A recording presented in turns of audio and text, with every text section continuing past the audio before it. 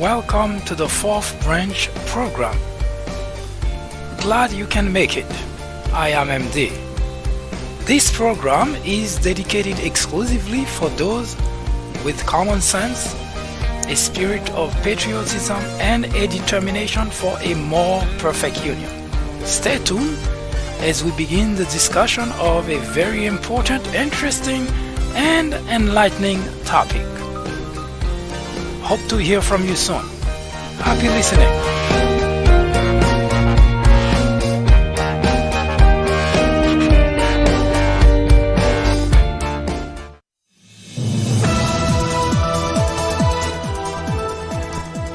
Hello everyone, I am MD and this is the fourth branch program, the place for common sense.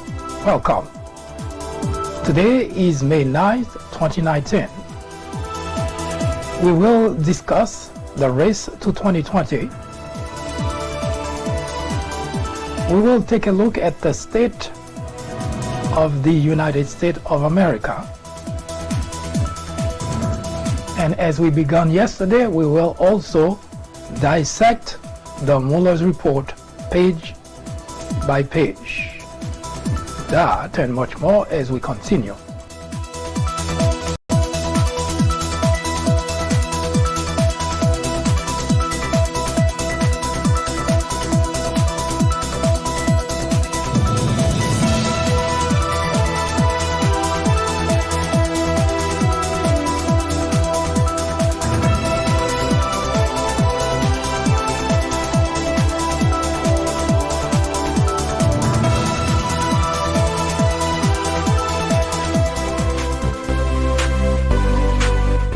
I am MD, host of the fourth branch program, inviting you to join me every Saturday at 10:30 a.m.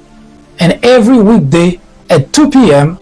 for discussions of social political issues and to dissect the meaning and the importance of current events as well as to understand topics of legislations. Is not associated with any political party, and we at the fourth branch do not have any political agenda or aspiration. Our ultimate objective is to work towards achieving a more perfect union by removing ignorance, the biggest obstacle to our democracy.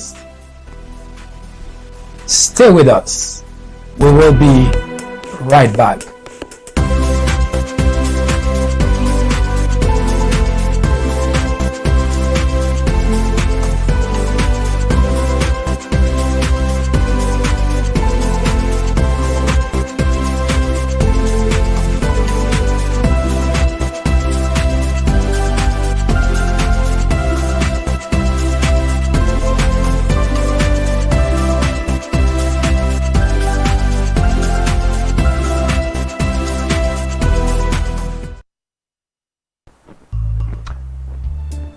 Thank you for joining us once again. Today we will feature Bill Weld, a Republican, former governor of Massachusetts, who decided to challenge Donald Trump for the nomination of the Republican Party.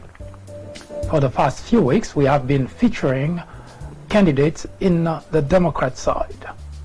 Bill Weld is the only Republican thus far who has officially thrown his hat in the ring to challenge Donald Trump for the nomination of the Republican Party. As we have been doing for the Democrats, we will feature Bill Weld, show you his credentials, his political experience, for you to choose whether you want Bill Weld to be the nominee for the Republican Party. But before we do, we will take a look at the state of the United States of America, the state of affairs. We will also continue the conversation about the Mueller report as we started yesterday, which was our debut, reading every single page, at least those we can read, from volume 1, a document that was released by the special counsel a couple of months ago. If you are a patriot and you obviously would be concerned about the state of the country, then there should be some sort of confusion in your mind whether you are a Democrat or Republican.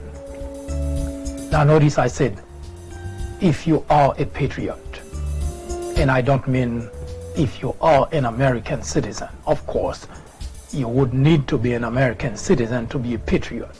And I make that specific distinction because there are, it seems, especially on the Republican side, this confusion that being an American is equivalent to being a patriot. It is not. We have already discussed and shown evidence that both legislators in the Republican Party and constituent, they love claiming that they are patriot, but they are nowhere acting as patriot. A patriot, as I mentioned before, is an individual who would even give his life in order to defend the country, in order to defend the Constitution, not the other way around. So as such, we can say with a high degree of certainty that today the Republican Party has proven with its action, both legislators and constituents, to have nothing to do with patriotism. They would trash the Constitution, they would burn down the country if it means for them to achieve whatever they have in mind. As such, this program, the Fourth Branch program, is not necessarily for those individuals, because we mentioned it before and we'll say it again, this is not a popularity contest. We're not looking to get 1 million followers, we're not looking to get millions of people to join the initiative we have taken on the Fourth Branch, which is to achieve a more perfect union. What we are looking for is individuals who understand that being a patriot is much more important than being a Democrat or a Republican. As such, when it comes time to abandon a political party in order to defend the country, in order to defend the Constitution, it ought to be done.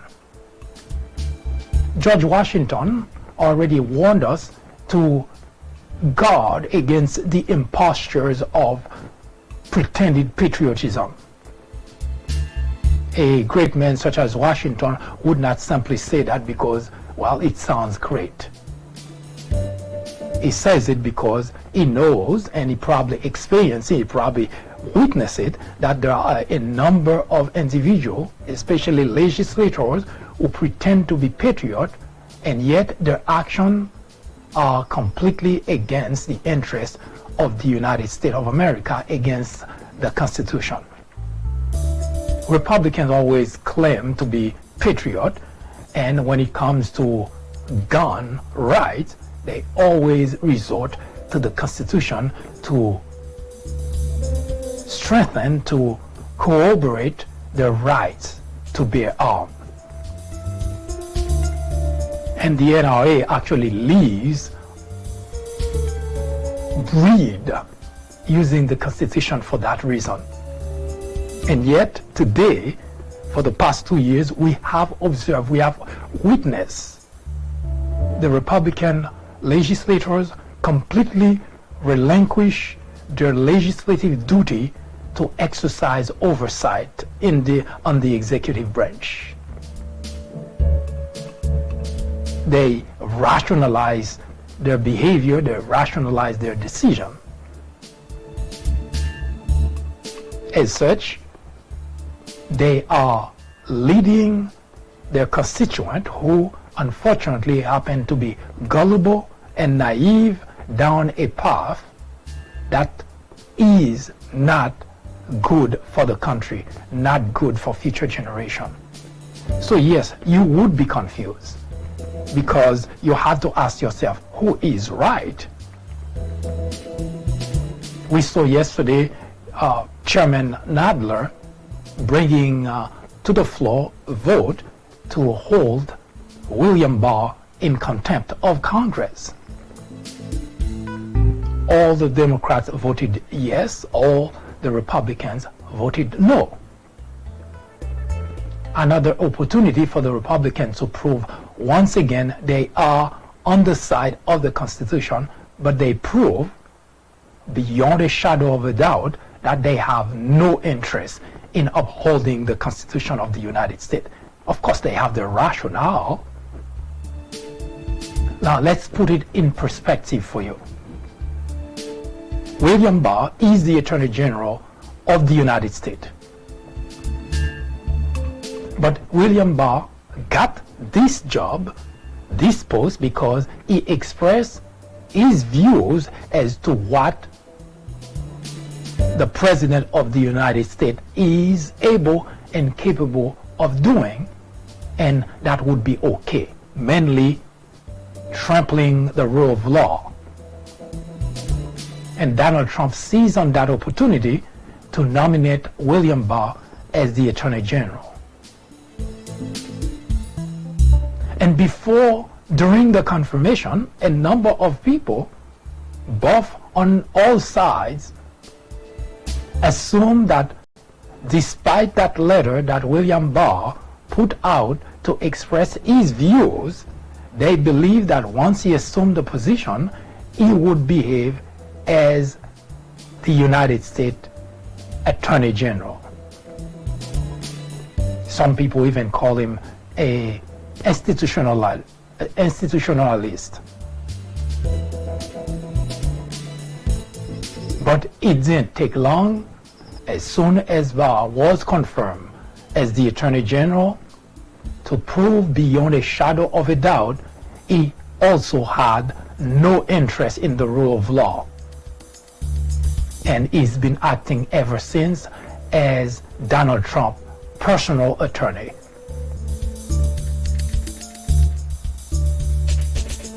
Not only when Mueller released the report to the Department of Justice, had the Attorney General William Barr serve as Donald Trump's personal attorney by providing a 4-page letter that completely put Donald Trump above the law, stating that the Mueller's report found no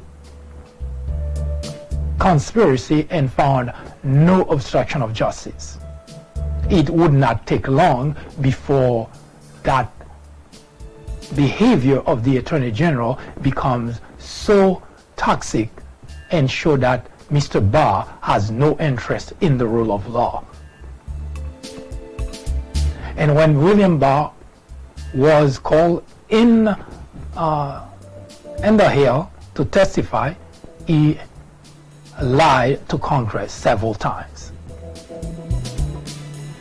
Per our Constitution, it is the role of Congress to hold any elected official who come to the Hill to testify, who had lied to Congress, to hold that individual in contempt and even impeach that individual. That is within the Constitution of the United States. Yes, the same Constitution that Republicans like to bring forth in conversation when it serves them. As such, it falls on the Democrat to uphold the Constitution of the United States and to do their legislative duty. And they did. Now, holding an individual elected official in contempt of Congress is not a fun thing that legislators go through and want to do because, well, obviously it is a process that creates a lot of strain between different branches of government. Nobody wakes up and says, let's do this because it's fun. But that is what makes the United States of America a democracy which is envied by the world. But unfortunately, for the past 2 years, we have seen the Republican legislature, both Congress and Senate, completely relinquish their legislative duty in order to side with the executive branch.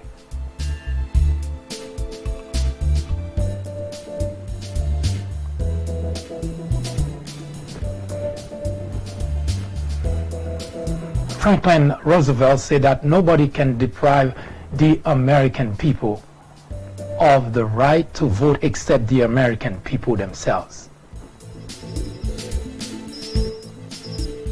Ron Paul, remember him? He is the father of Rand Paul, senator from Kentucky. He said real patriotism is a willingness to challenge the government when it's wrong.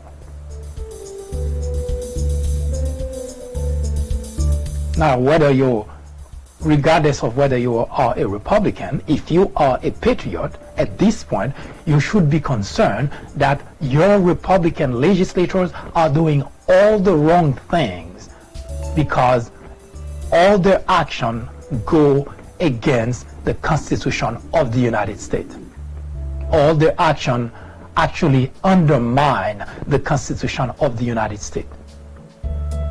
It does not matter whether you like what the Democrats are doing or not. It's totally irrelevant.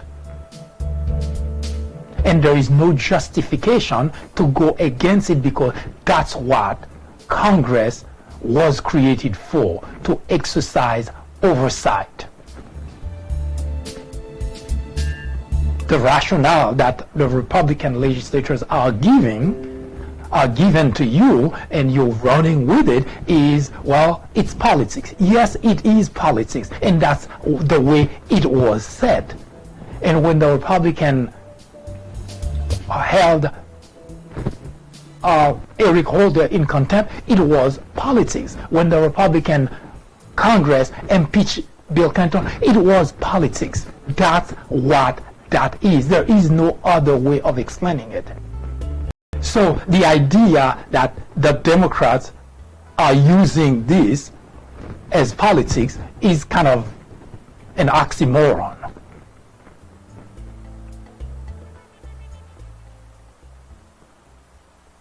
When there is any issue with the executive branch, it falls on the legislative branch, Congress and the Senate, to do something about it, because doing absolutely nothing undermine our democracy and undermine the very document that makes the America the envy of the world, the Constitution.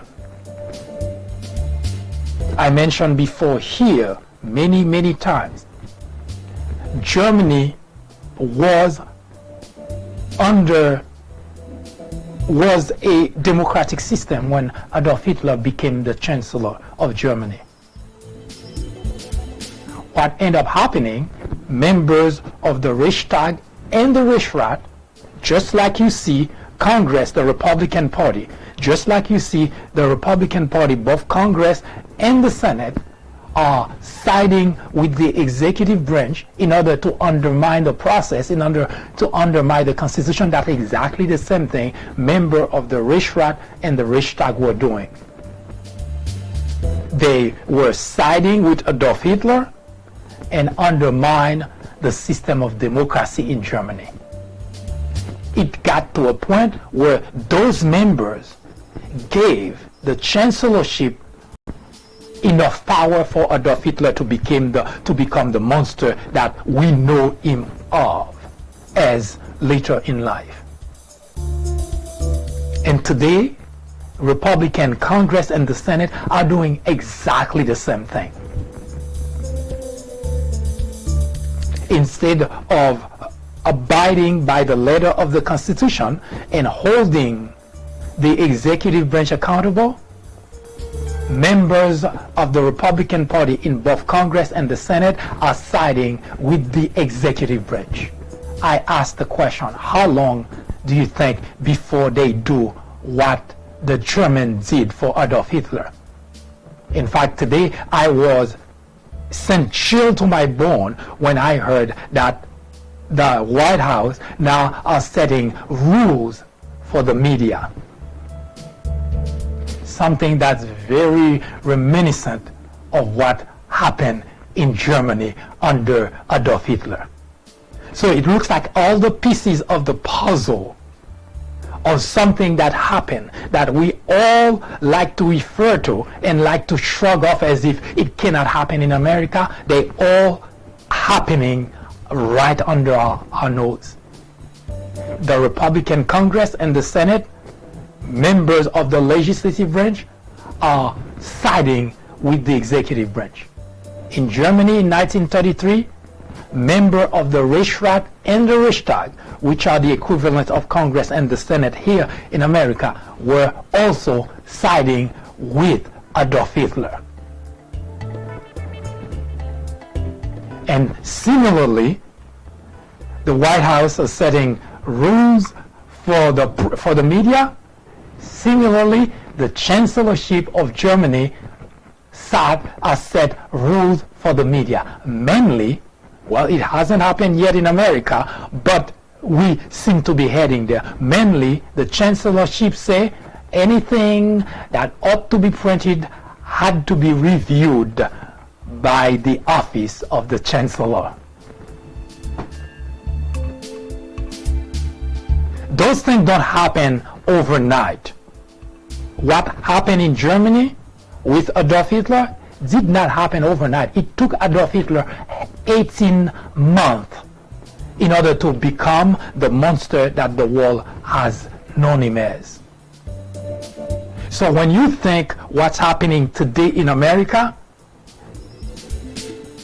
to me, who has studied world history, when I see those things happening, I don't sleep well, because I see a Republican Party completely relinquishing the legislative duty to save our republic from an executive branch running amok. Instead, they all falling in line and providing rationale to defend an individual who is not worth defending.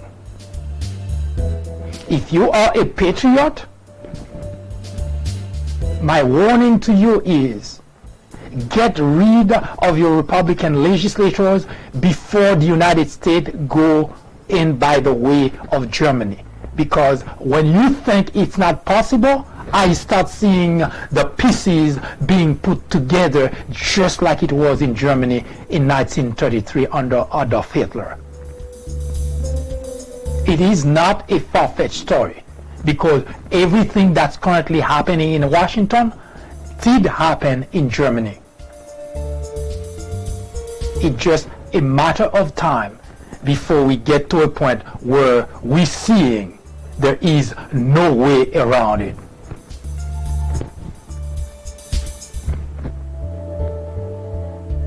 So don't be confused. The country is going in a crisis. This is a crisis. Where we are today, we are in a crisis. According to Chairman Nadler yesterday, when he gave when he said a few words after the vote in the House, he said since they won the election, they have been asking for documents from the executive branch. They has not received a single document. In other words, the executive branch has done what any king, any dictator would do: ignore the other branch of the government. What do you think would happen next? As it is probably or should be obvious at this point, the 2020 presidential election, we cannot just see it as just another presidential election, because the soul of the country is in the balance. For the first time in the history of the United States of America, we have an individual in the Oval Office whose words mean absolutely nothing. He lies about everything that he says, everything that he does. And he gets everyone around him to lie. Everyone who works for the Trump administration lies about everything. That is unprecedented. And Trump himself, he just cannot not lie. But that's not the biggest problem. Is the fact that all those individuals who supported him, who voted for him, continue to listen to an individual whose words are the words of the devil, literally speaking. Isn't the Bible telling us that the devil is a liar? I even wonder sometimes if the devil lies as much as Donald Trump does.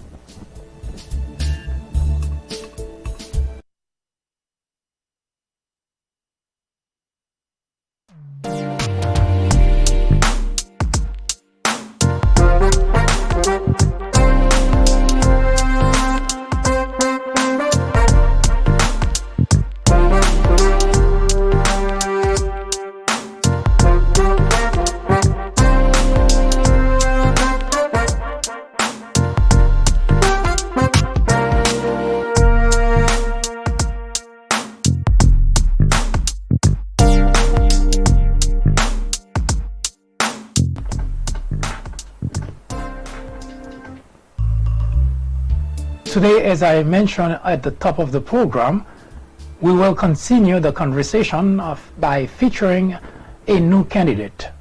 Bill Weld is a former governor from the state of Massachusetts, and he decided to challenge Donald Trump for the nomination of the Republican Party. But before we do that, we will take a quick detour and begin the reading of the Mueller's report page by page. We will read a few pages as we promised that since yesterday we will every single day read the report that was released by Robert Mueller, at least the redacted part of it. That's volume 1 that was released by Robert Mueller to the Department of Justice. And that is the same report that Bill Barr mischaracterized by saying this report said there was no collaboration and there was no obstruction of justice in his 4-page letter. Now, immediately as we read yesterday for you, Robert Mueller communicated with the Department of Justice to express his concern about the mischaracterization of his report. Someone who was silent for the whole time he was conducting the investigation, he could not stand that lie by the Attorney General on behalf of the President of the United States. It is a very treacherous time that we're living. And it is not good for future generation. Today, we have the whole Republican Party completely going against the system of democracy we have here, going completely against our Constitution in order to side with an executive branch who is not worth of any type of favor from the legislative branch. We will return to read from the Mueller's report.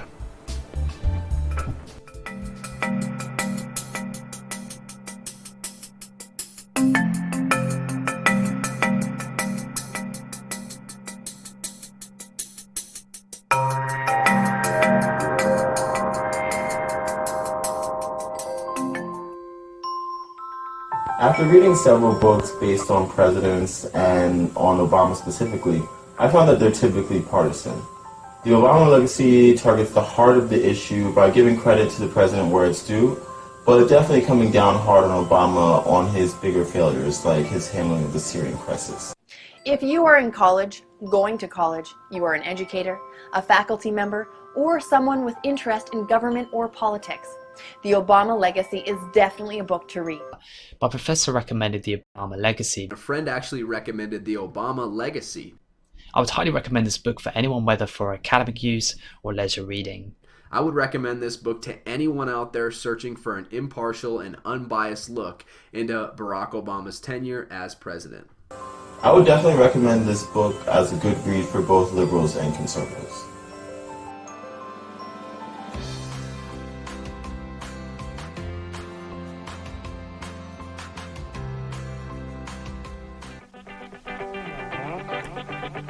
Donald Trump is wrong to call the media the enemy of the people.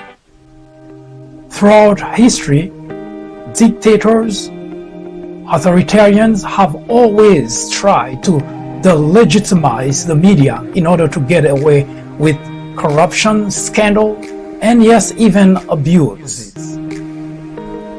Adolf Hitler did exactly the same thing in 1933, accusing the media of fabrication. Journalists are not in the business of fairness. Our only business, is to be objective. It is our duty to hold Trump and every administration accountable. Today, it is urgent. It is necessary. It is critical. Our very freedom depends on it.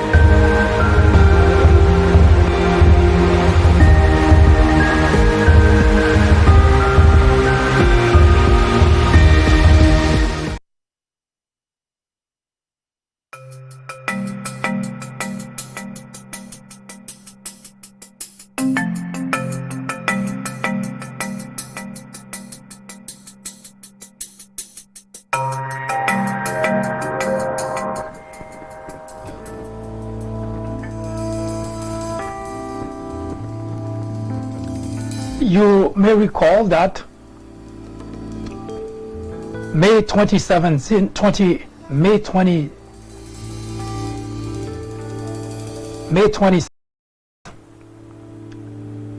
Robert Mueller was tapped to become a special counsel. That was due to the fact that after the election of Donald Trump as the 45th president of the United States, there were plenty of problems. Mainly,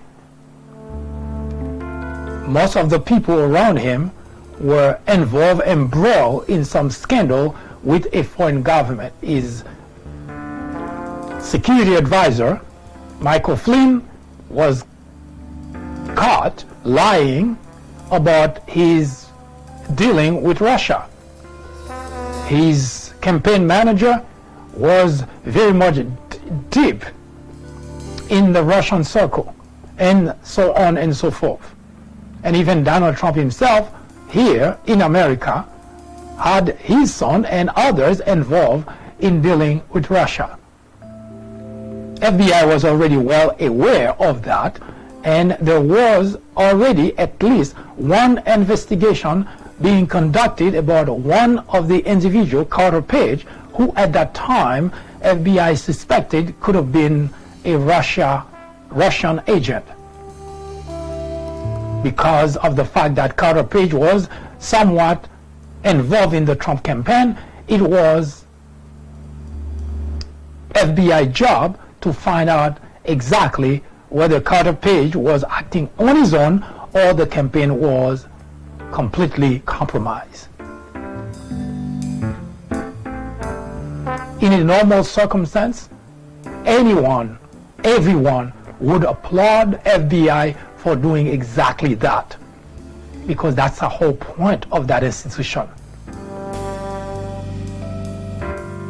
To be the eyes and the ears of the citizen of the United States before anything bad happened, before anything wrong happened. That's their job.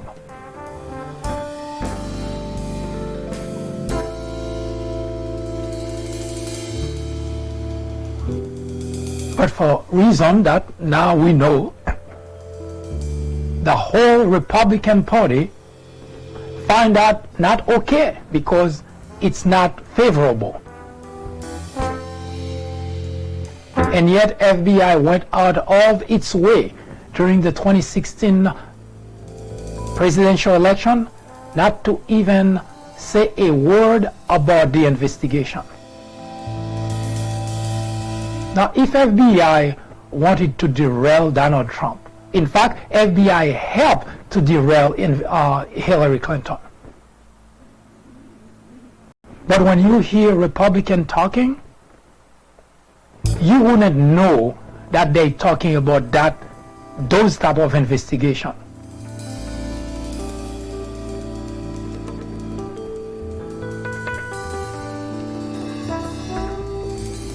And that's what later on would get Robert Mueller involved and become the special counsel to investigate the matter. And last March, Mr. Mueller released a report to the Department of Justice. And we're going to read you the report page by page. Of course, we're not going to be able to read the whole thing today, obviously, because it's 448 pages. So we'll read you a couple of pages. We start with actually the cover.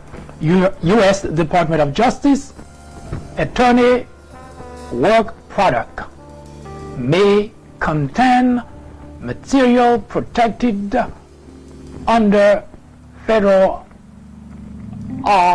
Crime P.6e.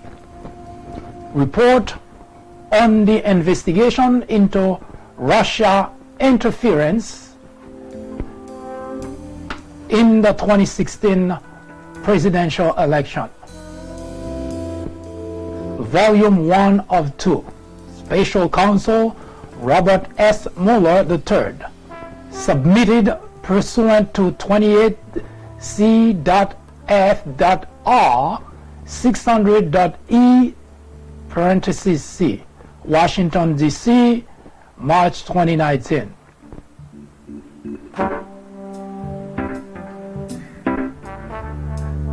And every page has, of course, U.S. Department of Justice as the header, and as also the attorney work product may contain material protected under F.R.Crim.P.6 parenthesis E.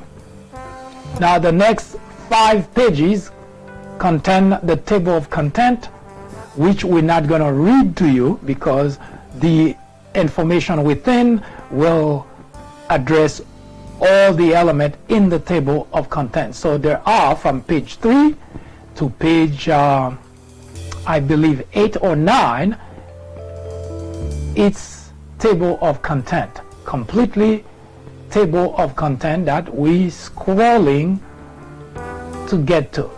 Actually from page 5, from page 3 to page 8. Page 9 begin the conversation, or rather the report, in which Robert Mueller provide his reading, Introduction to Volume 1. This report is submitted to the Attorney General pursuant to 28 C.F.R. 600.8 parenthesis C, which states that, in bracket, at the conclusion of the special counsel work, he ... shall provide the Attorney General a confidential report explaining the prosecution or the decision the special counsel reach. The special counsel in bracket reach. The Russian government interfered in the 2016 presidential election in sweeping and systematic fashion. Evidence of Russian government operation began to surface in mid-2016. In June, the Democratic National Committee and its cyber response team publicly announced that Russian hackers had compromised its computer network. Release of hacked material, hacks that public reporting soon attributed to the Russian government began that same month. Additional releases followed in July through the organization WikiLeaks, with further releases in October and November. In late July 2016, soon after WikiLeaks' first release of stolen documents, a foreign government contacted the FBI about a May 2016 encounter with Trump campaign foreign policy advisor George Papadopoulos.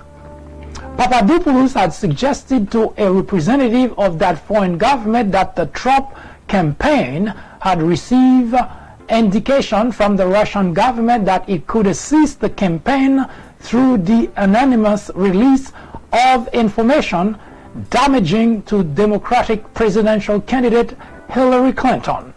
That information prompted the FBI on July 31, 2016 to open an investigation into whether individuals associated with the Trump campaign were coordinated with the Russian government in its interference activities.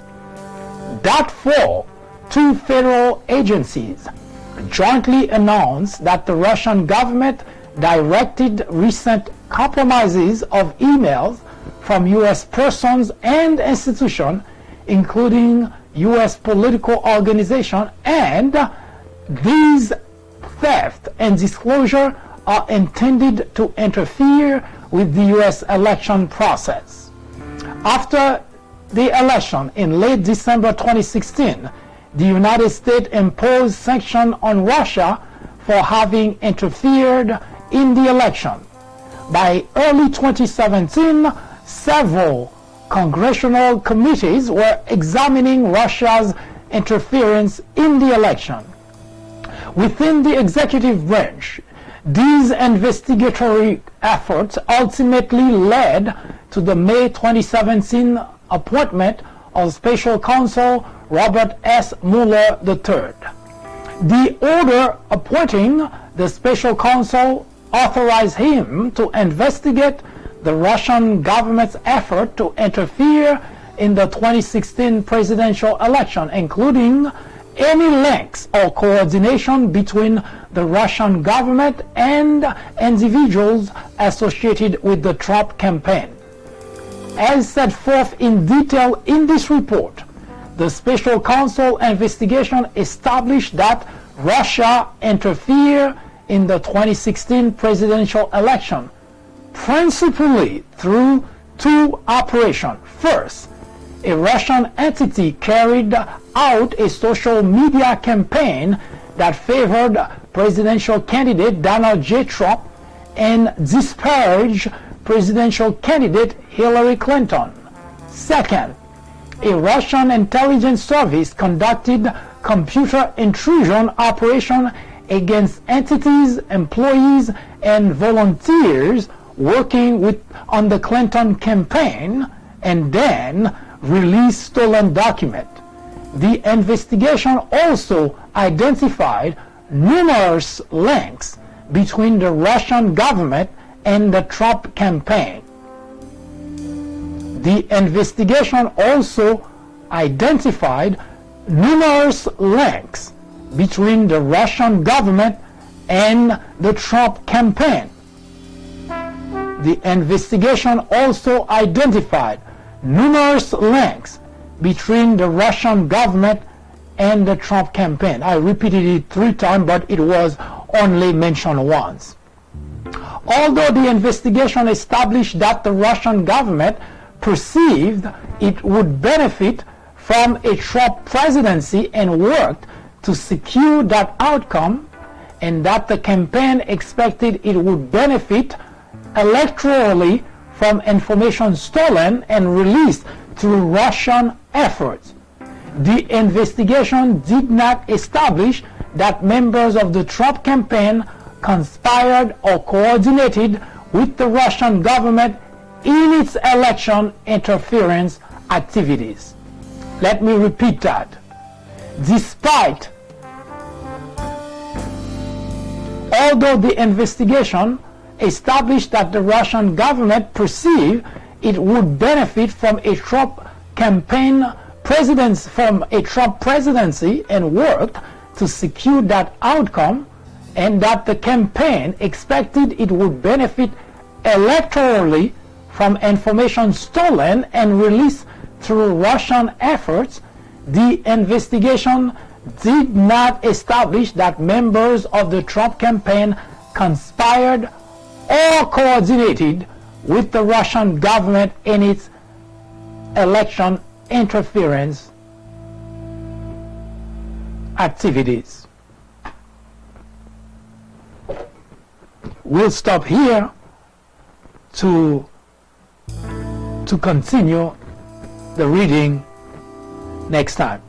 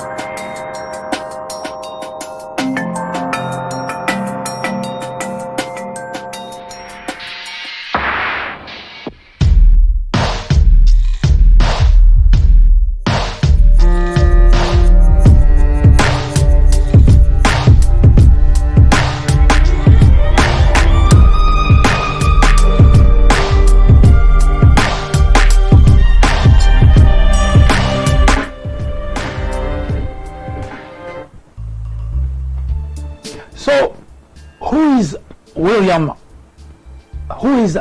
Bill Weld? Well, William Weld.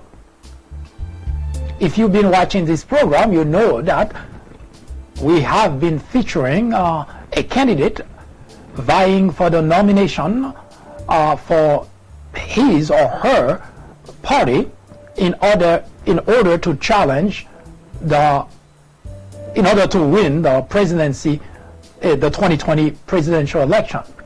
Now, up to yesterday, that is, we have been featuring candidate in the Democrat side. And today we will feature Bill Weld, who is a candidate for the Republican Party. So far, Bill Weld is the only individual who has officially declared his candidacy for the Republican Party to challenge Donald Trump for the nomination. Although there are others, there is currently in the state of Maryland and another individual who is currently contemplating the idea. And if John Kasich is not discouraged by the Republican machine, he probably will also make a run to challenge Donald Trump. And there is even a possibility that Jeff Flake, you may remember him, senator from Arizona, may also challenge Donald Trump. Now, although Jeb Bush, former candidate for the presidency, although he's not that we know of, is not going to try to run again, but he's been campaigning for someone to challenge Donald Trump for the nomination of the Republican Party. That aside, since we don't know who else is going to bid for the Republican nomination, today we take a look at Bill Weld. So, who is Bill Weld? We mentioned before, Bill Weld is, or was rather, former governor of Massachusetts. Bill Weld was in office from 1991 to 1997. That's quite a long time ago. Before Bill Weld was governor of Massachusetts. He was the assistant attorney general for the criminal division, 1986 to 1988.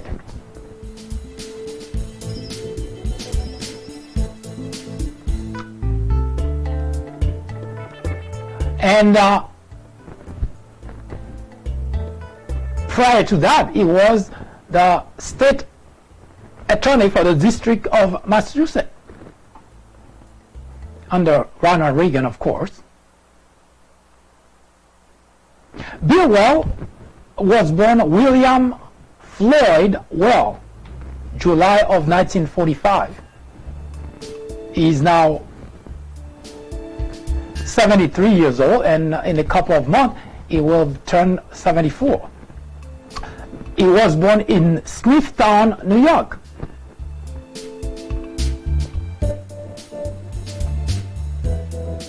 Now, Bill Weld was a Republican before 2016.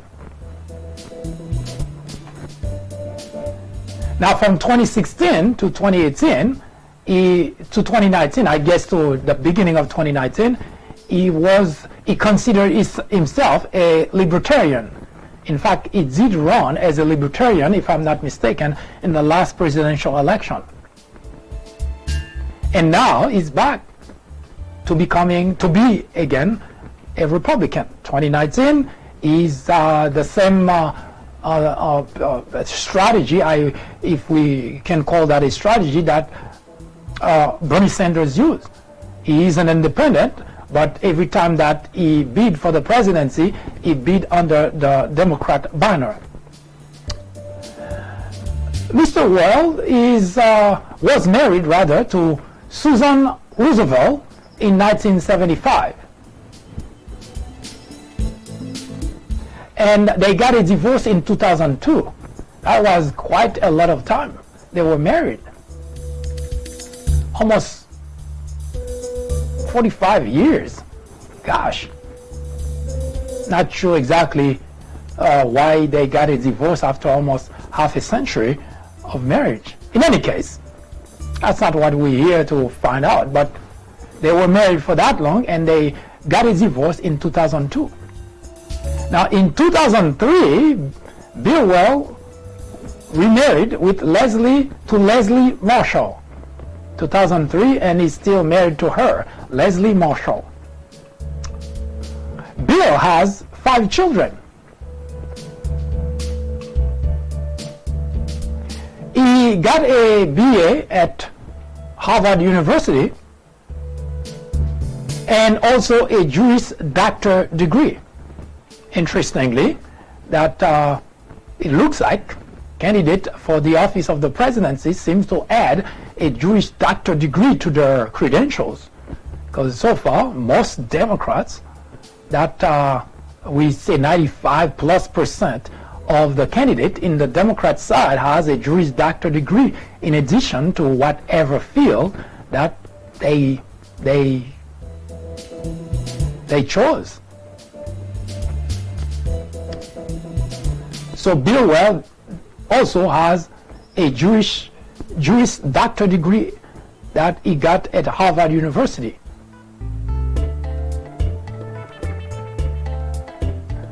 He did also go to Oxford University College of Oxford in England, I guess.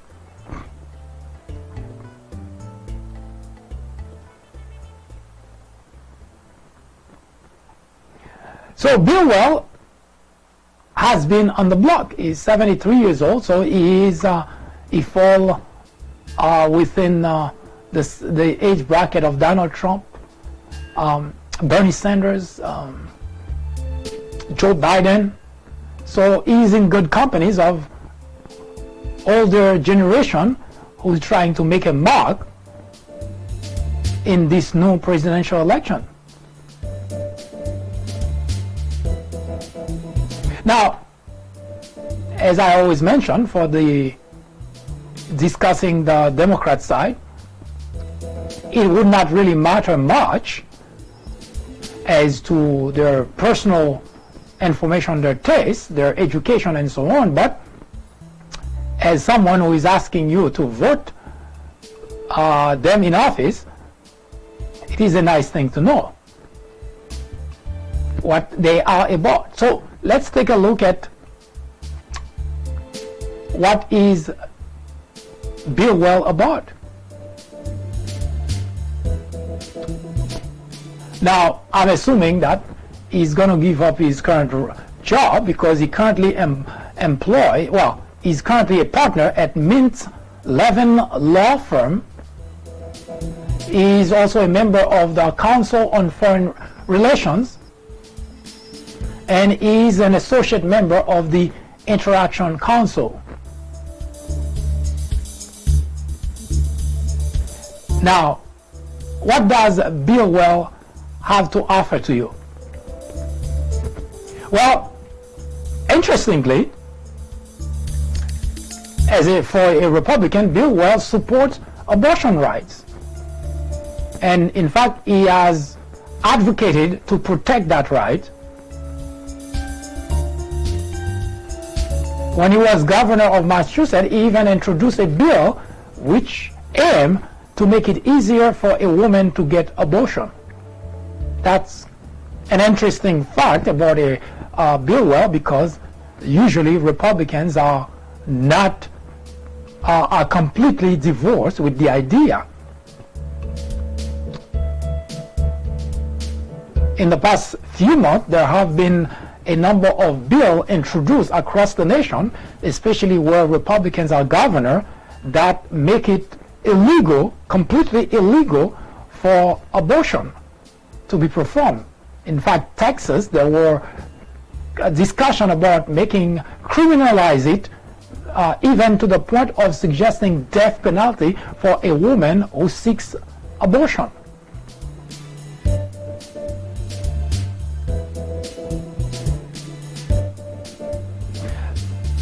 Also, former Governor Weld, is different from his other Republican counterpart because he actually recognized domestic partnership right for same-sex couple. He even signed legislation that protects gay and lesbian students. In 2013, he signed an amicus brief in support of same-sex marriage. So you could say that Bill Weld is really a very different Republican.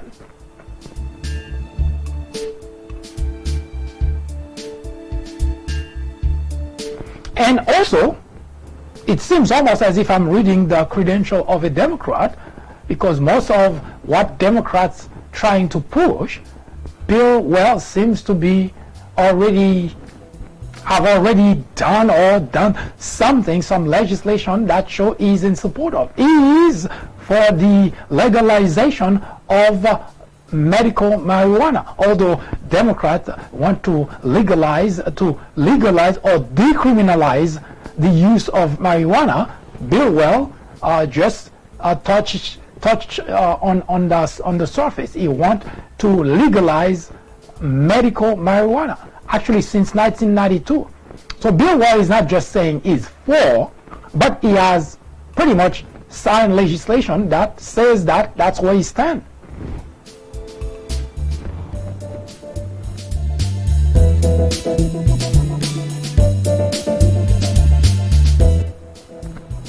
Despite having those views that seems to line up with Democrat, Bill Weld has when it comes to the economy, Bill Weld would prioritize cutting spending and cutting taxes. Now, I have a word to say about that, not about Bill Weld in particular, but in regards about Republican in general. For many decades now, Republicans always claim that's what they stand for. They want to cut taxes and they want to cut spending. And thus far, it looks like cutting taxes only applies or only benefits the rich, and cutting spending actually is to make up for the money that the money that's being given to the rich on the cutting of the taxes and taking the money from those who actually need it, from people who are struggling, people who are poor, and to cut spending.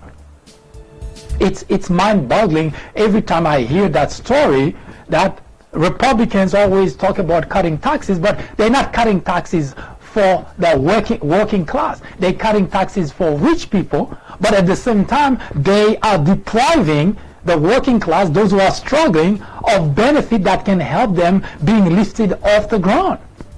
It's always mind-boggling to me how Republican can justify saying that to the constituent and for the constituent to go along with it.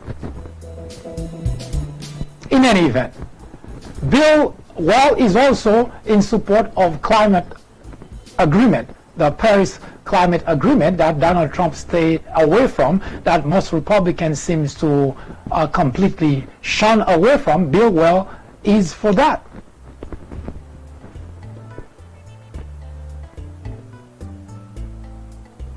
Now, I just give you kind of an understanding of where Bill Weld stands, and he seems to be someone who doesn't just go with a party, but he seems to try to make sense of whatever is going to be for or against. Let's take, for instance, in 2008, Weld endorsed Barack Obama over John McCain. But in 2012, Weld endorsed Mitt Romney over Barack Obama. So Bill Weld seems to be the type of individual you would want to be president, because he doesn't just go because a particular party wants him to go that way, but he makes up his mind based on his belief about certain things. But we don't know where his candidacy is going. We don't know how far he's going to get, because obviously in this United States of America, raising money in politics is a major, if it's not the most important part of bidding for any public's money. So not sure how good Bill Weld is able to raise money in order to sustain his candidacy. So we'll be watching to see what transpires, whether Bill Weld would be the only one challenging Donald Trump, or would there be others that would want to take Donald Trump on for the presidency of the United States.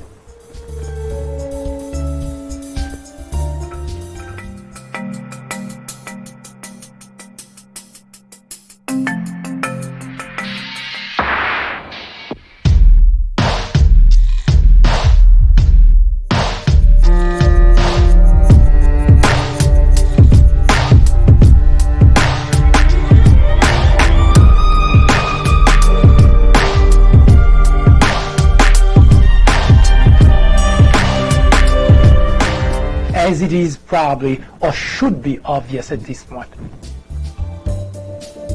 the 2020 presidential election, we cannot just see it as just another presidential election, because the soul of the country is in the balance.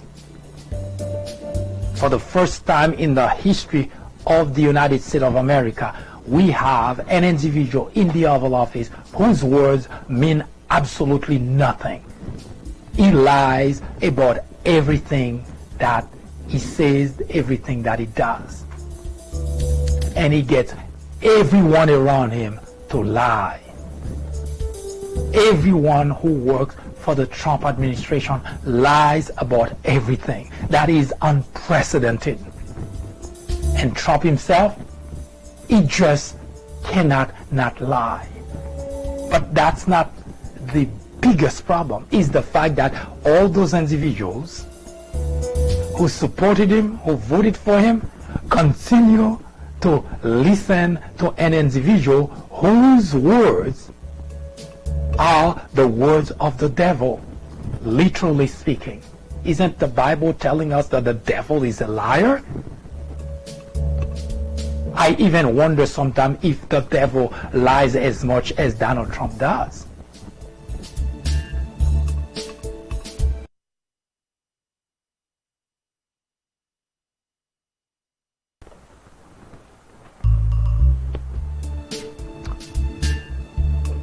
I do thank you for spending the time with me. I hope those information were useful. If not, you already know what to do. Send us your comment, your criticism, your suggestion. Let us know how to do it better. In the meantime, should you have a particular topic you would like us to discuss, send it to us. We will research it and we will debate it right here on the Fourth Branch, the place for common sense. I hope you have a wonderful afternoon. See you next time.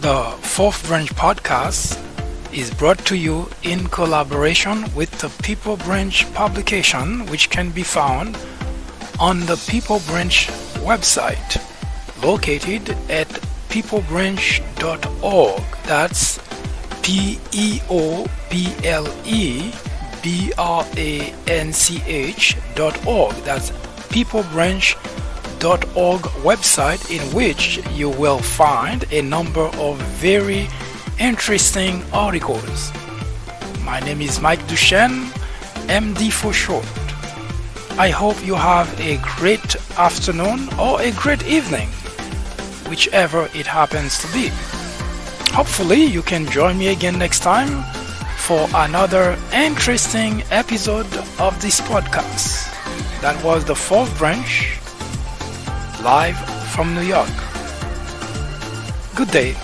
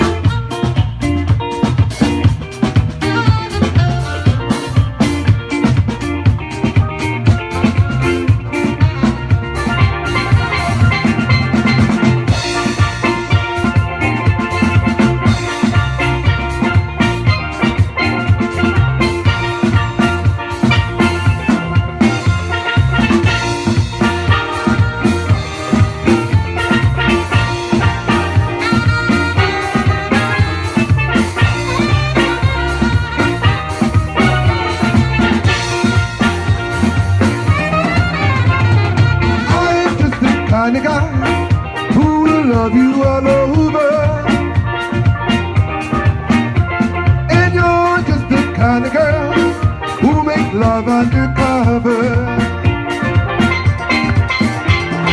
I'm just the kind of guy who will love you all over. And you're just the kind of girl who could watch me keel over. Tide is high, but I wanna